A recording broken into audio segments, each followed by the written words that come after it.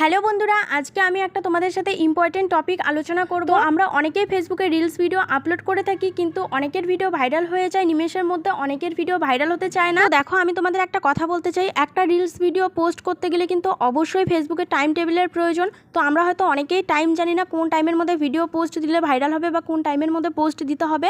তো এটাই আমি তোমাদের সাথে শেয়ার করব সম্পূর্ণটা স্ক্রিন রেকর্ডের মাধ্যমে। তো তোমরা যারা যারা নতুন ফেসবুকে ভিডিও আপলোড করা শুরু করেছো তাদের জন্য কিন্তু এই ভিডিওটা অনেক বেশি হেল্পফুল। তো দেখো, সবার প্রথমে আমি আমার ফেসবুক পেজের মধ্যে এসেছি, তারপর এখান থেকে মোর অপশনটা ক্লিক করেছি, তারপর এখানে ইভেন্ট অপশনে এসেছি এবং ক্রিয়েট অ্যান ইভেন্ট অপশনের মধ্যে গিয়েছি এবং এখানে কিছুক্ষণ লোড নিবে। নেওয়ার পর তোমাদের দেখাবে, ওই যে দেখো উপরে দেওয়া আছে জুলাইয়ের 4 তারিখ 2024, মানে কয়টার দিকে আমি ভিডিও পোস্ট করলে আমার ভিডিওটা ভাইরাল হওয়ার সম্ভাবনা রয়েছে।